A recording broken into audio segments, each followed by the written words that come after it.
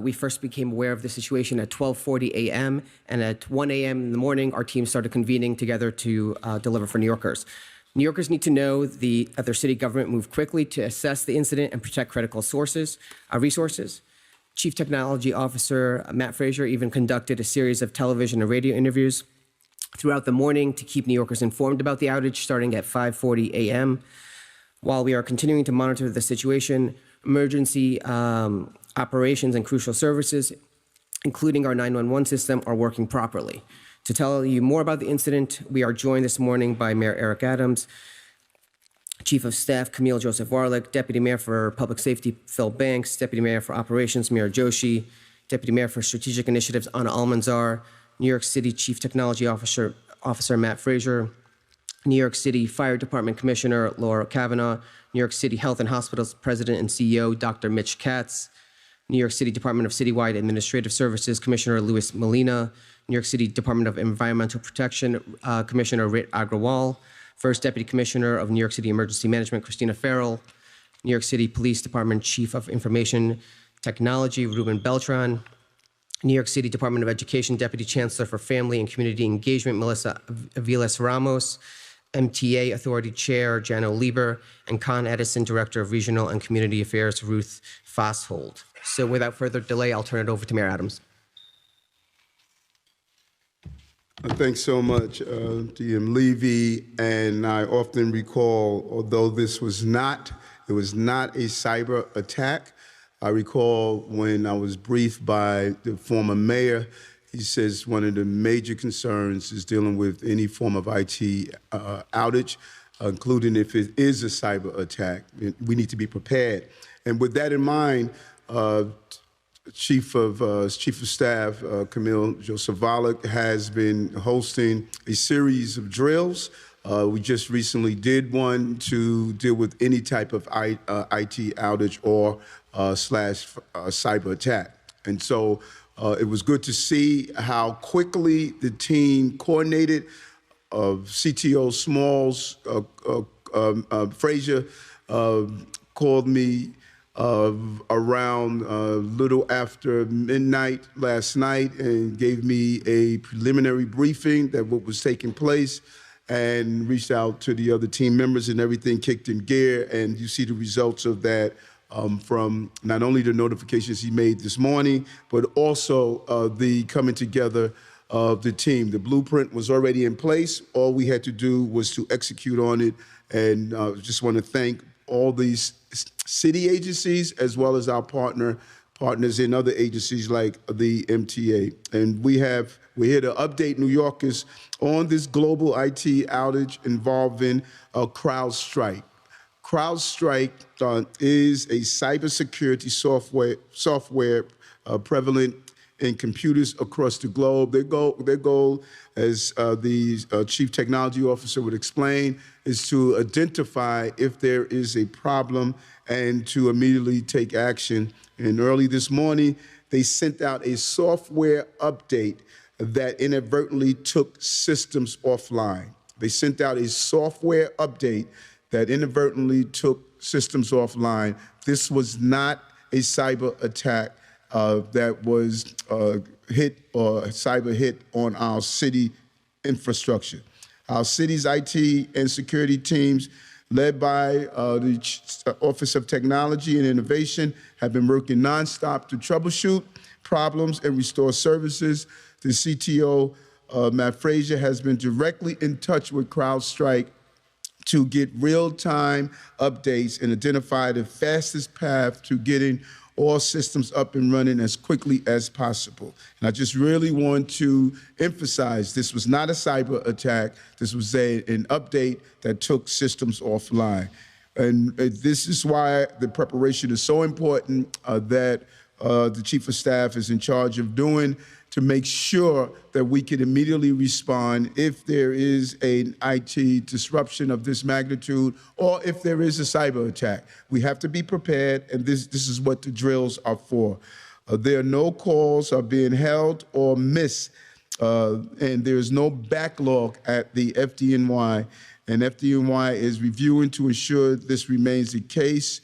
We want to ensure New Yorkers that 9/11's core systems have not been impacted. Our infrastructure and emergency operations, they're all in place, and we're going to continue to do that. Life-saving complaints that come through 311 or city agencies are being prioritized. Traffic signals are working and are fully operational, as is the Staten Island Ferry. Our water systems are fully operational, and our summer rising program will continue as scheduled, including bus service. Although we want to tell parents you may see disruption on the bus tracking app, the systems are still operating.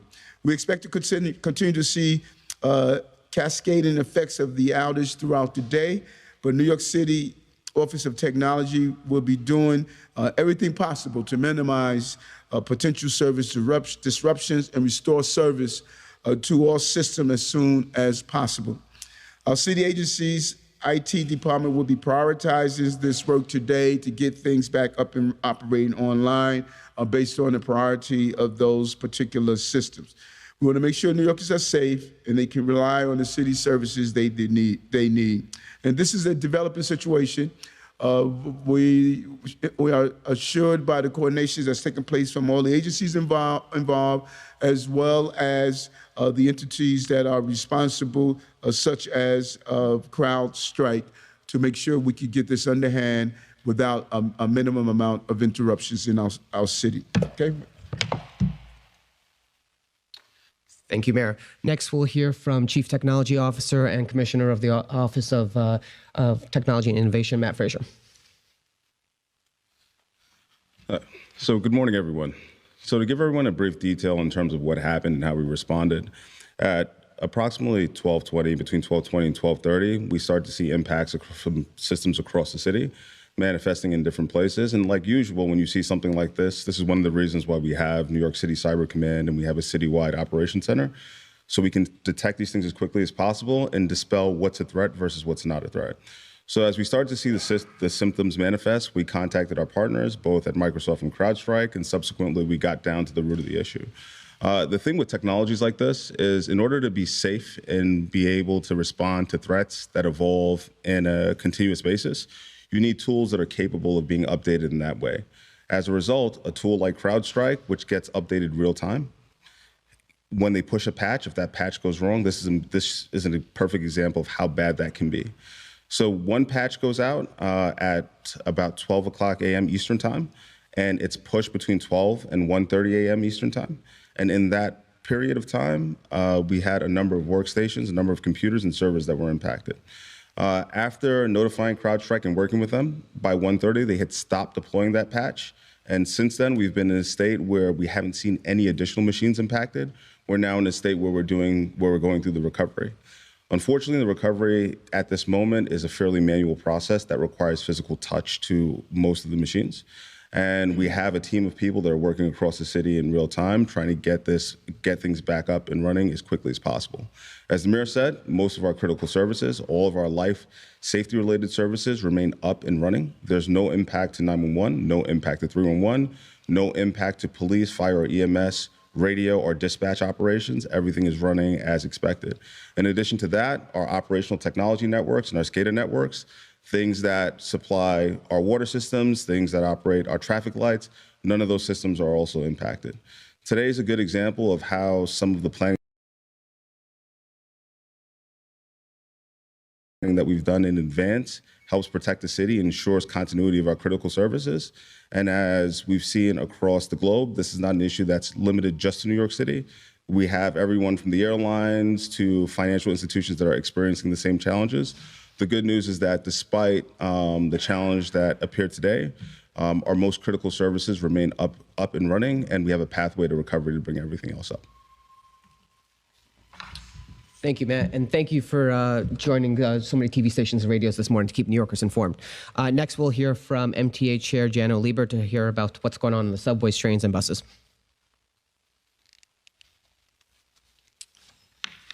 So the MTA activated our incident command system and our emergency management procedures in the late morning hours, and we established quickly that there is no impact to subway service, no impact to the bus system, no impact to commuter rails, and no impact to the paratransit operations. The impacts are limited so far that are customer facing are limited to one portion of our countdown clocks on the B division, which is the letter trains, are not operating. But as old New Yorkers know, the trains are coming. They're coming on regular schedules, and you can count on it. You just may not have the countdown clock available. Otherwise, the tolls are being collected. Bad news for some people, I know. But every single operating system is functioning. You may not have up-to-date information, just like the countdown clocks are not 100%. You may not have up-to-date information on exactly when commuter trains are arriving, but all of that is coming back online pretty promptly.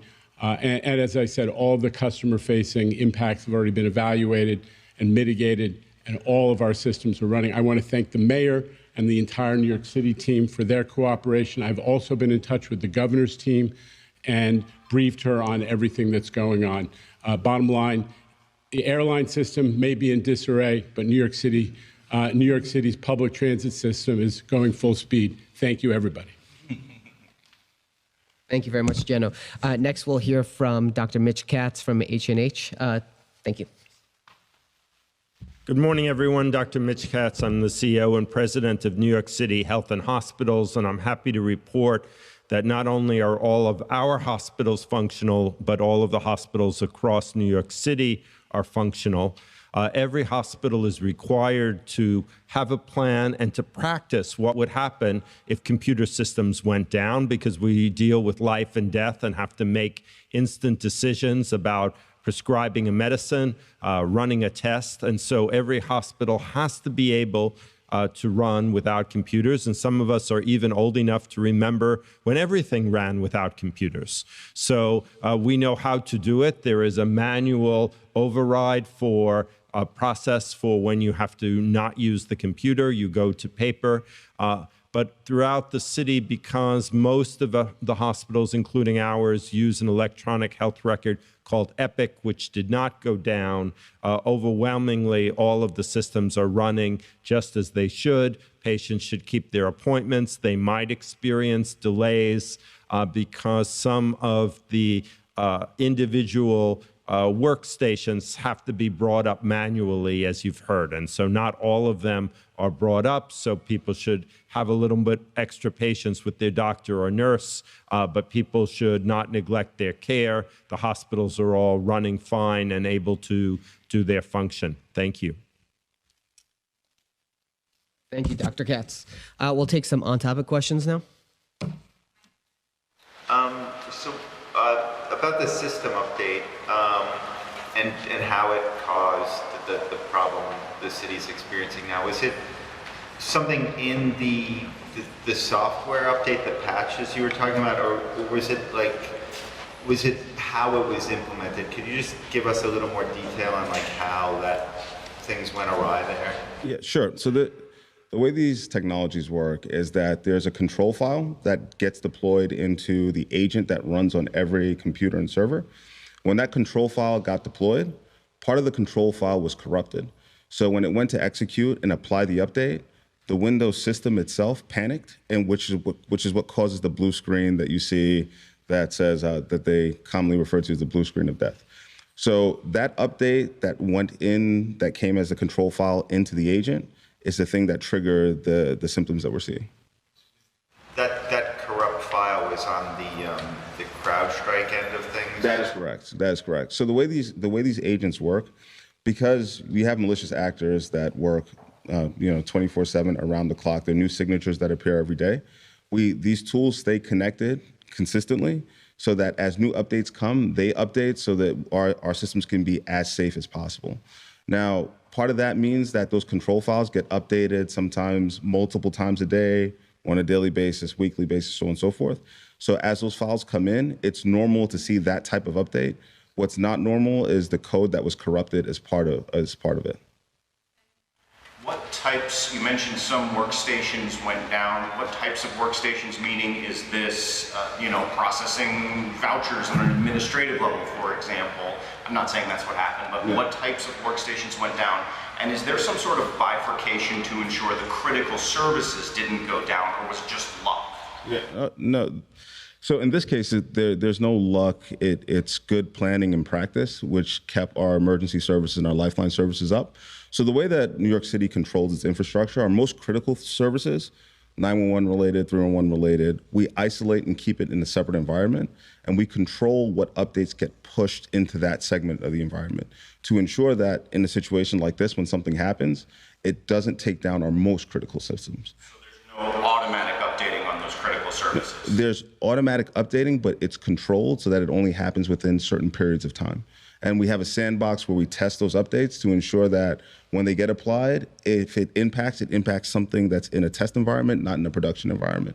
And the other cases for the machines that have access out to the internet and the basic workstations that many people interact with, those are updated in more real time because the risks to those machines are much greater than the ones that are in the public safety side of the world. And what kind of workstations were those? What type of jobs will you see impact on? Yeah, so what I'd say is that there's going to be a myriad of impact, which we are currently assessing. And those workstations are in places like TLC, DOB. They're just regular computers that are out in most of the agencies. Yep. Hold on, quick. Deputy Mayor. Just to clarify that complaints as they come in through either 311 or to the agencies are always prioritized. Those high prioritized complaints are being addressed.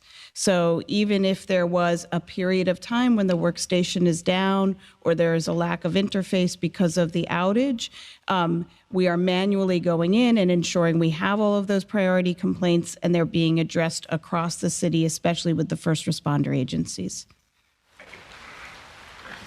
You might get another question. Does CrowdStrike know how that file got corrupted or the implementation got corrupted, or are they still trying to figure it out? Yeah, so after we discovered the incident and we started to see the impact, with working with CrowdStrike, they were able to correlate the impacts that not only that we saw, but the global community saw with an update that they pushed, and they found it with timing. They aligned it with timing. Now, what they said was they tested the update in their test environment, and none of these symptoms manifested, but something happened somewhere in between where when they went to test it and they went to deploy it, something changed or something got corrupted, and which is why we see what we see right now. So CrowdStrike has confirmed that the issue is related to their control file that was updated, and they said that which is why they stopped deploying it and they rolled back to the previous version. It sounds like they're still trying to pinpoint like what went wrong in a way. Yeah, I'm sure they're looking in their quality control process, but I would defer to CrowdStrike to have them answer what's going on in their internal process. Just to be clear, are there any impacts to fire or police services at all? No. So emergency services, meaning if you dial 911 or you call for support, there are no impacts to calls for support. 911 operations is working, dispatch operations are working, and emergency communication via radio are also working. And one more, as New Yorkers go about their day, is there anything that they can expect to see, any specific disruptions? I'm sorry, can you repeat that one? As New Yorkers go about their day, are they going to see any specific disruptions? So as we mentioned, the essential services and life safety related services are not impacted. However, there are other services that are in the city that may be impacted. So if you go in to file for a permit or you go in to request some other service, you go to pay a bill online like a water bill or a parking ticket, you might find yourself in a position where those services may be offline temporarily. But as I said, we're moving through and we have the pathway to recovery. And we're confident that soon we'll be back to a normal operating state for the services that may feel slightly impacted. Water bills are fine. Water bills, you can still pay your water bill. And when we have situations like that, we automatically go to what are the emergency services that impact New Yorkers on an everyday basis. I think, Chief Fraser actually explained it properly. When it comes to the FDNY and when it comes to the NYPD, there are some back issues that we're dealing with now that won't have the immediate impact On the day-to-day services, there's some arrest processing issues that's taking place that we're on top of. There's some camera issues that are affecting DOC, DEP, NYPD. The average, 99% of them won't be impacted by it, and we're pretty relatively confident that the impact that we will have will be cleared up before it does have an operational impact on, in fact, the everyday public. But we're looking on this, we're working on it now. While we're here meeting, the mayor has a whole team, all the agencies, they're all talking, coordinating together. So we're pretty confident, in fact, that we jumped on top of this. So as the mayor said earlier, I just want to reiterate, and the chief of staff, a series of meetings. So when this came up and we went into mode, this was something that we did, I think, 2 or 3 weeks ago. And it was almost like it was an exercise that we had kind of planned for. It came out impact, and that's why we're going to see minimal disruptions to New York City. And it was, the team is working well. Mike. MTA related, which is why I wanted to get it in. Any sort of update on when the somewhat minor impacts, ETAs and whatnot, will be resolved by MTA? When are New Yorkers expecting to? It's all related to the same technological issues that the chief technology officer outlined in detail. We're anticipating, CrowdStrike and Microsoft get their resolution. It'll translate through pretty quickly. But in the meantime, New Yorkers, know where to go. Regular bus service, regular subway service, regular commuter rail, on schedule. We're keeping to that, and they can count on the service being provided. Thanks, guys. Thanks, everyone.